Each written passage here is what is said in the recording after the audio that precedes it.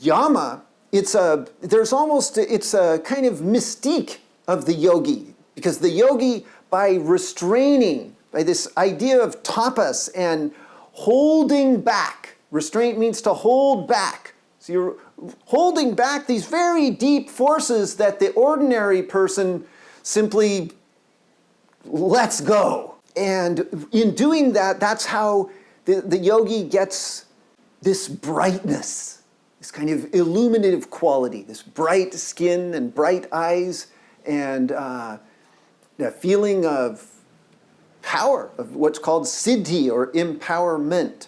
Okay, and then, so the second limb is the niyama, which is kind of like the opposite, where if yama is restraint or things that you're kind of saying no to, then niyama is observance or positive duty. Positive action is always a premium in yoga.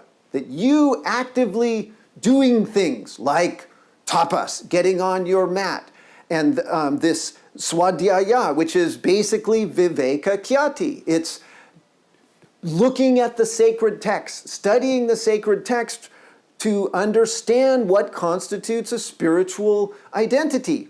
Those two things then, these yamas and niyamas, form the whole foundation of the 8 limbs, and they are, you could say that they're very much involved in everyday life. Okay? This is how you negotiate your day, is by practicing yamas and niyamas. And in some ways, you might feel hard-pressed to actually figure out, how does this apply to when I'm on my mat? And the way I encourage you to approach it is with a practical idea and an expediency. Those yamas and niyamas, your practice is a perfect place to discover them and learn to practice them, learn to identify what they are and why they exist. Okay, but there's a subtlety to it that you have to get very deep and subtle into the technology of the practice.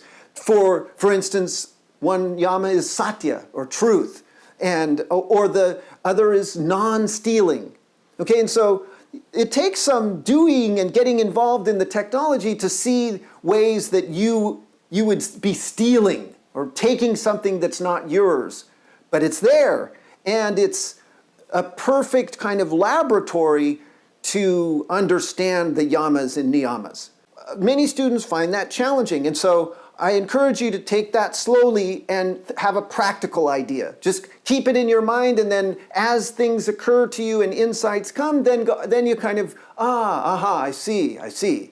But in the meantime, then use those yamas and niyamas in a more ordinary sense, like as moral principles for defining what constitutes a character and a good action versus a harmful action.